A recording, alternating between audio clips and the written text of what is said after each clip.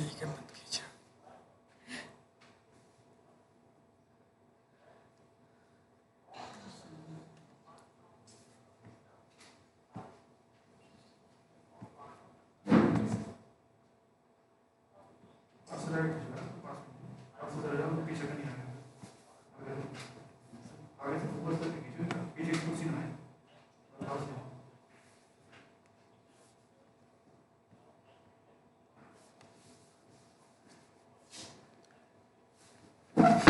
Sir, Sandeep sir. Sir, lecture start पहले पहले मैं आपको थोड़ा सा इंट्रोडक्शन दे दूं। ठीक है सर।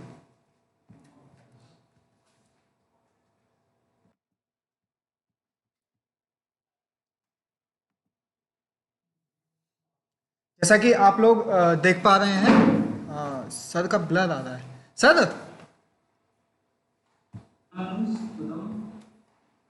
आप बहुत ज़्यादा अंधेरे में बैठे हैं, आई थिंक।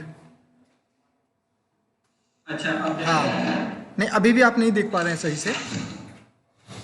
अभी भी नहीं दिख पा रहा हूँ। नहीं नहीं सर। मैं अपने ऑफिस में हूँ। हाँ, तो सर थोड़ा लाइट जलाइए प्लीज़। लाइट यहाँ पे जली हुई है ऑलरेडी। तो सर बहुत बहुत ज़्यादा ब्लर आ रहा है, मतलब डिस्प्ले पे कुछ नहीं दिख पा रहा है सही से। नहीं, वो मैं हूँ, किनारे वाला मैं हूँ। कैसे करूँ? ना ना ना सर। बाहर चले जाओगे धूप में? हाँ देखो सर, कुछ तो करना होगा। अच्छा ठीक है, ठीक हाँ है। बाहर अच्छा ठीक है।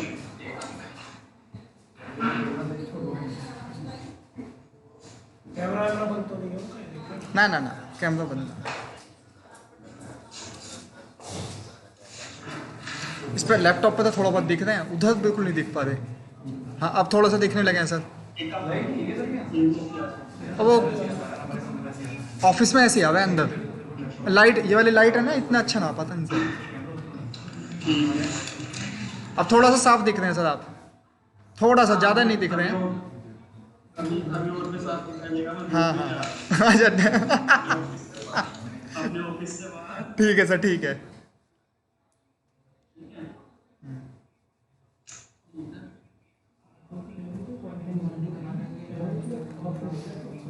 फ्रीलांसर को भी ज्वाइन करा देना, क्लिक करो।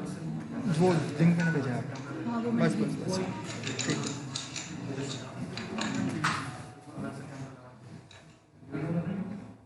क्लास में हाँ, अब हाथ धूप में आए हैं सर, अब दिखाई देंगे ना, पहले दिख नहीं देते। सर अब दिखने लगे हैं अच्छे से। पर अब मैं दिखने लगा हूँ, पर हाँ। बैठने का कुछ नहीं है मेरे पास में। चल ठीक है, मैं खड़े होके दे देता हूँ।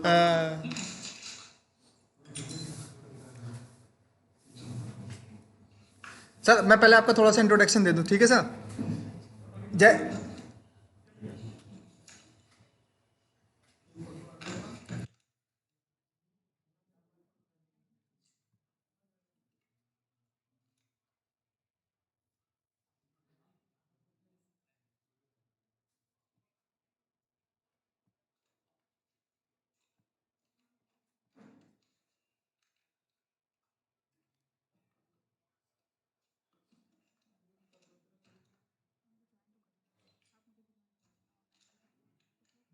मैडम कर लीजिए, चेक करना है, मुझे ऑनलाइन भेजो।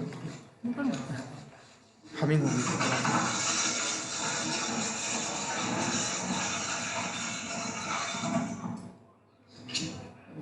मिल गई कुर्सी सर को।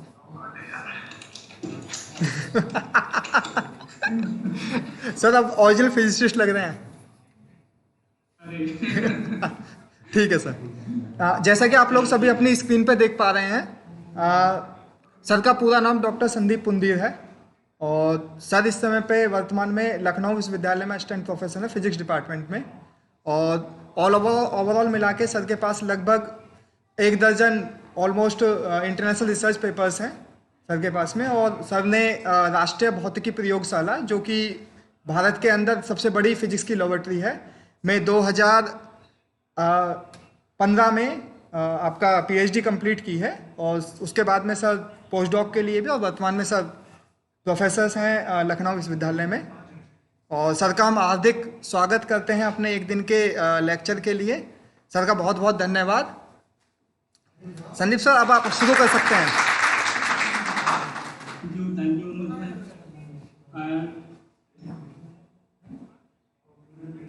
मैं धन्यवाद देना चाहूँगा प्रिंसिपल डॉक्टर जीत सिंह का, जिन्होंने और डॉक्टर अनुज का महामाया राजकीय महाविद्यालय शेरकोट बिजनौर, जिन्होंने मुझे इस लेक्चर के लिए आमंत्रित किया। अच्छा, अब मैं अपने लेक्चर पे जाऊँ।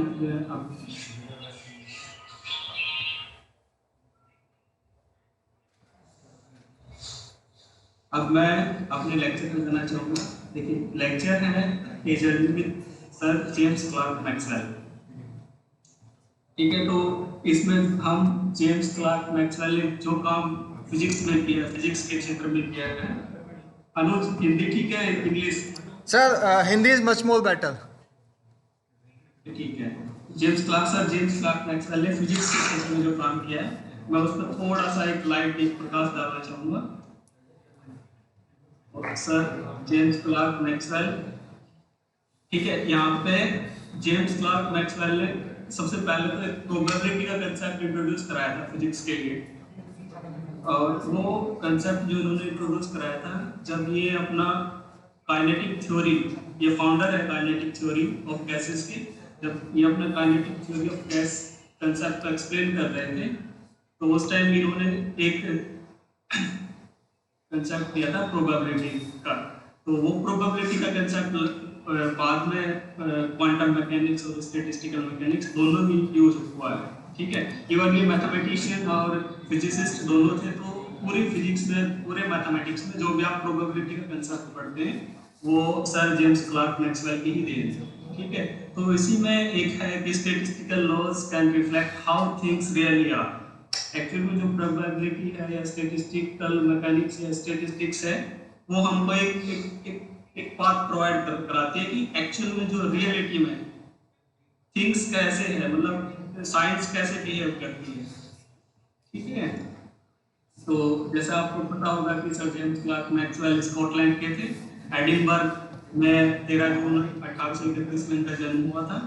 और ये बहुत अच्छे तरीके से जाने जाते हैं अपनी इलेक्ट्रोमैग्नेटिक थ्योरी के लिए। मतलब बहुत लोग इनको जानते हैं कि ऑलमोस्ट इलेक्ट्रोमैग्नेटिक थ्योरी का इनका जो था, इन्होंने इलेक्ट्रिसिटी और मैग्नेटिज्म को कंबाइन किया था, और उसी को जो है उसी को लेके इनकी यूनिफाइड इलेक्ट्रोमैग्नेटिक थ्योरी, जो इन्होंने पूरे आपको वो थ्योरी 4 इक्वेशंस में दी थी। ठीक है, और ये जो सर जेम्स क्लार्क मैक्सवेल है, Newton and sir Isaac Newton और एल्बर्ट आइंस्टाइन के बीच में इनको रखा जाता है। ये इनका जो काम है, एक्चुअल में 1831 में पैदा हुए थे, और इनका जो इलेक्ट्रोमैग्नेटिक थ्योरी है वो इन्होंने लगभग 1861-62 में दिया था। और उसी को लेके जो इनका इलेक्ट्रोमैग्नेटिक थ्योरी है, सर आइजैक न्यूटन और एल्बर्ट आइंस्टाइन, तो इनका जो रैंकिंग है, ऐसे तो हम किसी को रैंकिंग नहीं देते, लेकिन इन्हीं को मतलब उसी के इक्वल इनको माना जाता है। जेम्स क्लार्क मैक्सवेल के बारे में हम इनका जब लेगेसी में जाएंगे तब हम अच्छे से देख पाएंगे।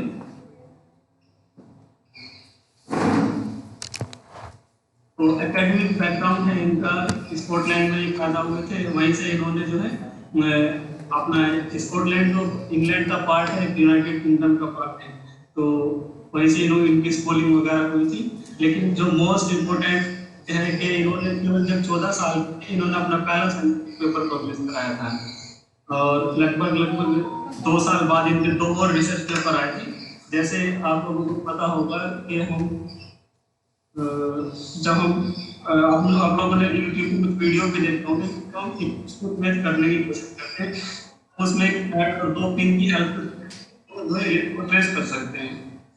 तो इनका जो वो कंसेप्ट था, वो कि एक थ्रेड और दो इनकी हेल्प से एलिप्स को ट्रेस करना, वो सर जेम्स क्लार्क मैक्सवेल का आंसर था।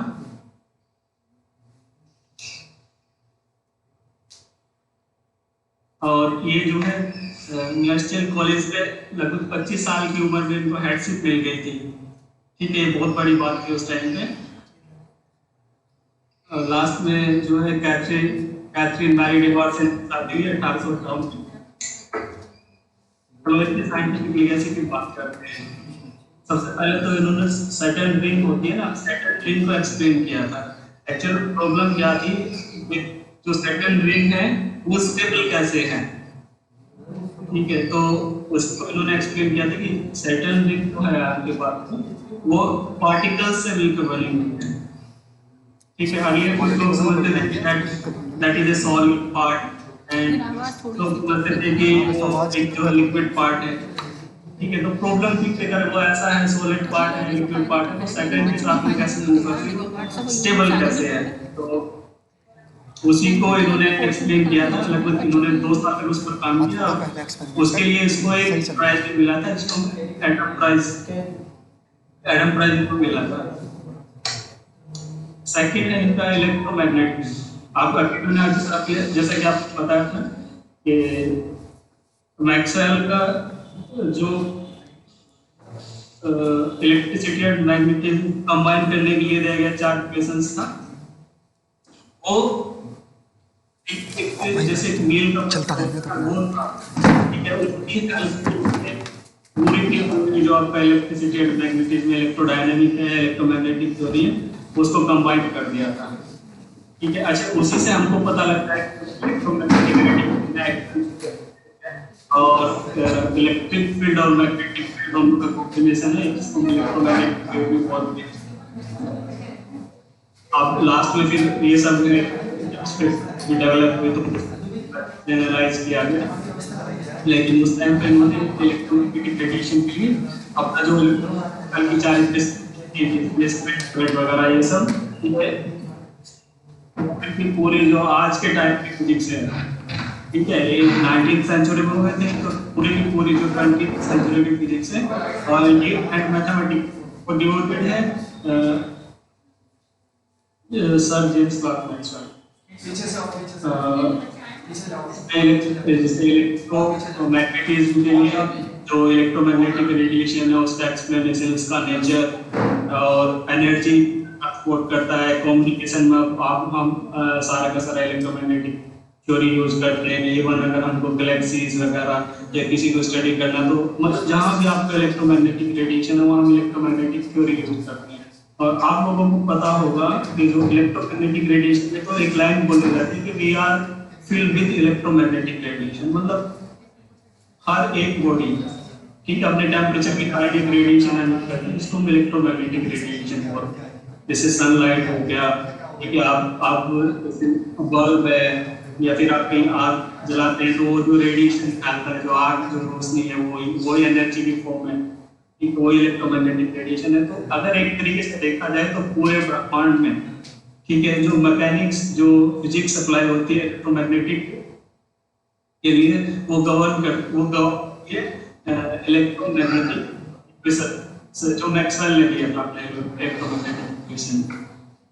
अच्छा, ये जो कंसेप्ट था मैक्सवेल की इक्वेशन का, इसने जो है फैराडेज का जो एक्सपेरिमेंटल था वहां से इसने कैप्चर किया था। और इसको बहुत प्रॉब्लम हुई थी कि जो फैराडे का फिजिकल एक्सपेरिमेंटल था उसको मैथमेटिकल फॉर्म में कैसे कन्वर्ट किया जाए। तो फाइनली उसने मैक्सवेल की बोलते हैं। आई थिंक ये सब तो आप लोगों को तो पता होगा, ये 4 इक्वेशन बड़ी सिंपल है, लेकिन ये क्या है, ये पूरे इलेक्ट्रिसिटी एंड मैग्नेटिज्म को कंबाइन करती है। यहाँ पे जैसे पहली इक्वेशन तो हो गया आपका दोस्त लोग, ये आपको पता होगा, divergence of D is equals to rho charge density और इलेक्ट्रिक डिस्प्लेसमेंट वेक्टर है। इसी तरह दोस्त फॉर मैग्नेटिक लाइट बंद करिए, इसका भी एक सिग्निफिकेंस है कि magnetic monopole does not exist. और ये बताती है जो मैग्नेटिक फील्ड लाइंस होती है का कोई स्टैटिक नहीं होता और हमेशा जीरो होता है।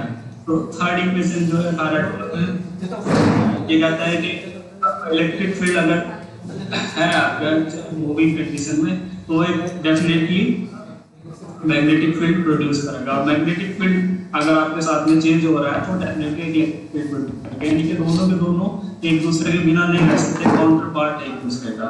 तो इसी से पता लगता है कि इलेक्ट्रिक फील्ड और मैग्नेटिक फील्ड पर इलेक्ट्रोमैग्नेटिक रेडिएशन है, इसका मतलब है कि दोनों साथ साथ मिलते हैं। और ये सब ना इसमें जो जब हम इन इक्वेशंस को सॉल्व करते हैं तो आपको इलेक्ट्रोमैग्नेटिक वेव की फॉर्म मिलती है, एक वेव की फॉर्म मिलती है। इससे पता लगता है कि दोनों ये जो है वेलोसिटी ऑफ लाइट से ट्रैवल करते हैं और एक दूसरे के परपेंडिकुलर होते हैं। ठीक है, और फोर्थ है इसमें एम्पियर्स लॉ। यहाँ से जो है ये डिस्प्लेसमेंट करंट का कंसेप्ट जो है मैक्सवेल ने दिया था, इसी को हम बोलते हैं मैक्सवेल की मॉडिफाइड इक्वेशंस।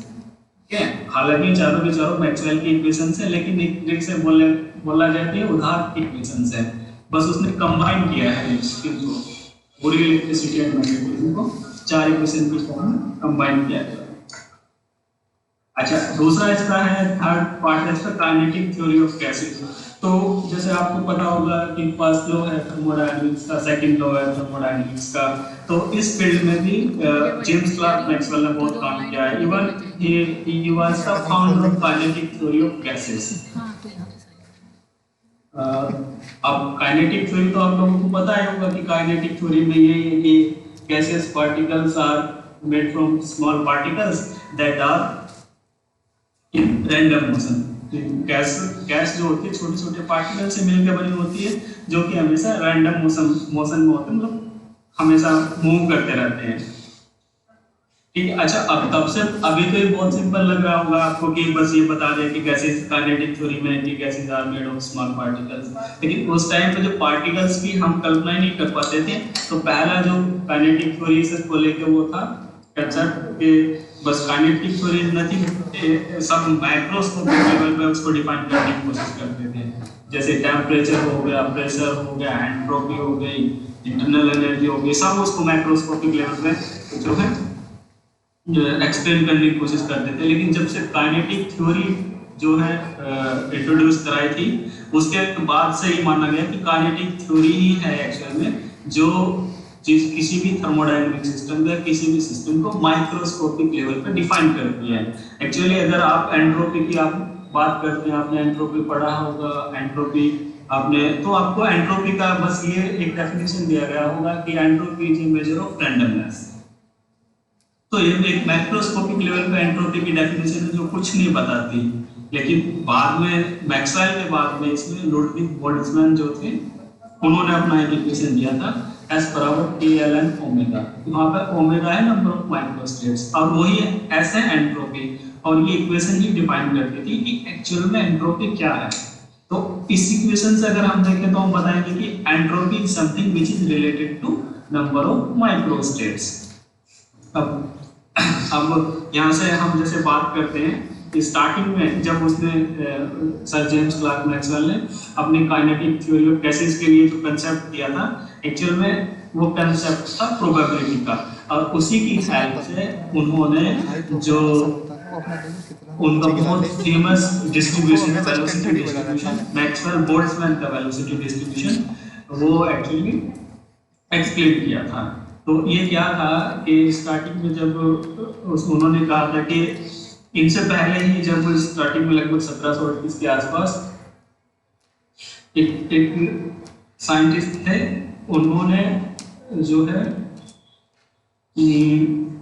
पहला जो फर्स्ट मॉडर्न प्रपोजल था काइनेटिक थ्योरी के लिए वो दिया था। उसके बाद में रुडोल्फ क्लासियस आए, उन्होंने अपना अलग से कंसेप्ट दिया, और वो जो कंसेप्ट था उनका मीन फ्री पाथ का था। और मीन फ्री पाथ के साथ उन्होंने ये कहा था, मीन फ्री पाथ तो आप लोगों को पता होगा, उन्होंने दो कंसेप्ट दिए थे, एक मीन फ्री पाथ का और एक ये कहा था कि जो गैसेज है वो छोटे छोटे पार्टिकल से मिलकर बनी हुई है।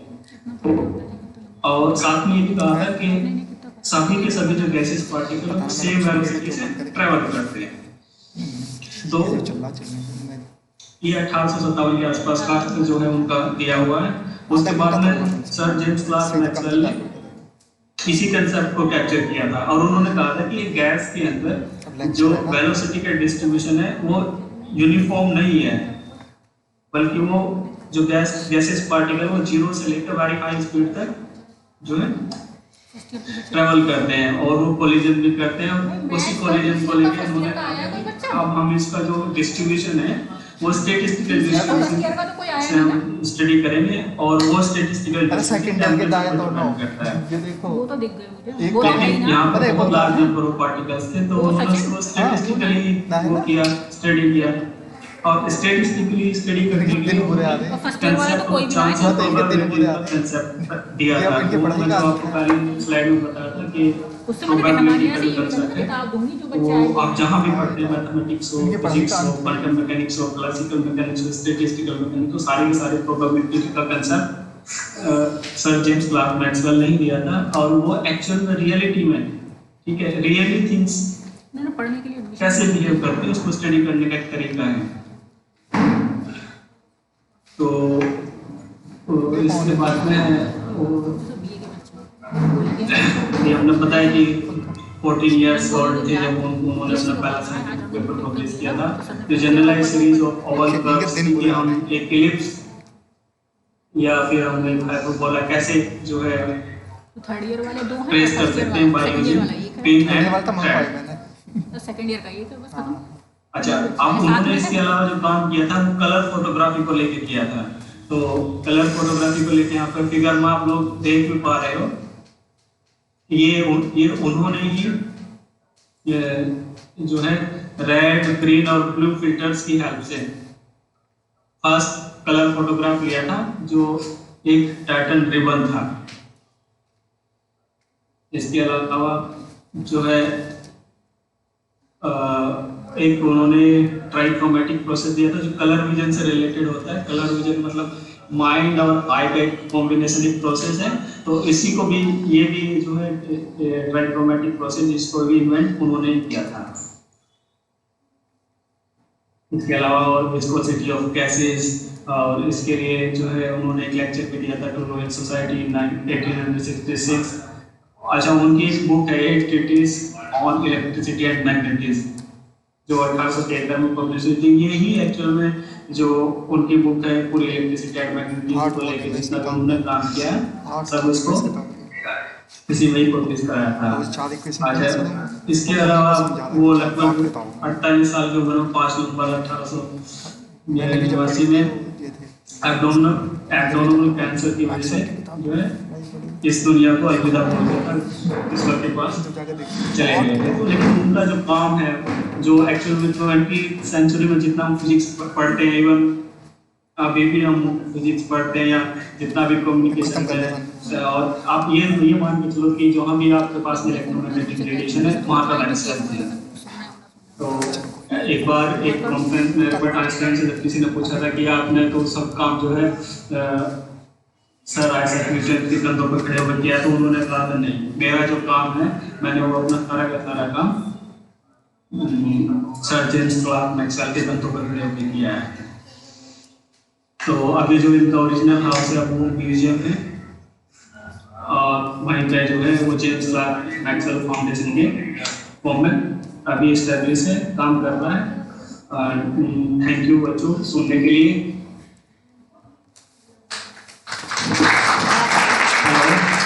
हाँ सर, मैं सुन पा रहा हूँ आपकी आवाज़। ठीक है, थैंक यू अनुज। सर का बहुत बहुत धन्यवाद। सर ने इतना सुंदर लेक्चर दिया और जितना हो सकता था उतने सिंपल वे में सर ने एक्सप्लेन करने की कोशिश की, और मैं आशा करता हूँ बच्चों को कुछ समझ में आया होगा इससे, क्योंकि सर ने देखा जाए बहुत अच्छी बातें बताई कि पहली बार एक कलर फोटोग्राफ को बनाने के लिए लोगों को कितनी मेहनत करनी पड़ रही है कि वो अलग अलग बैंड में जाके मतलब अलग अलग फिल्टर को यूज़ करके एक फोटोग्राफ को एक के ऊपर एक ओवरलैप करके बना पा रहा है। आज के टाइम पे ये चीज़ बहुत आसान हो गई। आपके पास एक अच्छा सा कैमरा है, क्लिक कीजिए। आज आपके पास एक अच्छा सा कैमरा है और क्लिक कीजिए, आपको फोटोग्राफ मिल जाएगी। या इवन आज के टाइम पे जो डिजिटल कम्युनिकेशन है, जिस कम्युनिकेशन के कारण हम ये सब देख पा रहे हैं। सर लखनऊ में बैठे हुए हैं और मैं यहाँ पे एक छोटे से टाउन शेरकोट के अंदर बैठा हुआ हूँ, और इस बीच में जो कम्युनिकेशन ये बन रहा है ये भी देखा जाए तो सर मैक्सवेल की ही देन है। आज भी, क्योंकि उन्होंने पहली बार रेडियो एंटीना तैयार करके जो कम्युनिकेशन का एक रास्ता दिया। आपके सामने जो 4 इक्वेशन सर ने रखी थी, सब कुछ उन 4 इक्वेशनों से ही होता है। इवन कुछ लोगों ने स्ट्रिंग थ्योरी और बाद में कुछ थ्योरी डेवलप की, कहा कि वो 4 थ्योरी आपके जीवन को पूरी तरह बिल्ड करती हैं। हर पार्ट में, हर अंग, हर मॉलिक्यूल के अंदर वो चारों थ्योरियों का एक इम्पोर्टेंट, चारों इक्वेशंस का एक इम्पोर्टेंट रोल है। तो सर का मैं बहुत बहुत धन्यवाद देता हूँ कि सर ने एक छोटे से नोटिस पे और इस बीच में हमारे बच्चों को लाभान्वित किया अपने लेक्चर से। सर थैंक यू अनुज। तो सर अगर भविष्य में हो सकेगा आपको फिर से याद किया जाएगा ऐसे ही छोटे छोटे लेक्चर्स के लिए। हाँ बिल्कुल बिल्कुल। ठीक सर, आपका बहुत बहुत धन्यवाद सर। थैंक यू भाई। ठीक sir. Thank you very much भाई। ठीक ठीक ठीक है, नमस्ते सर।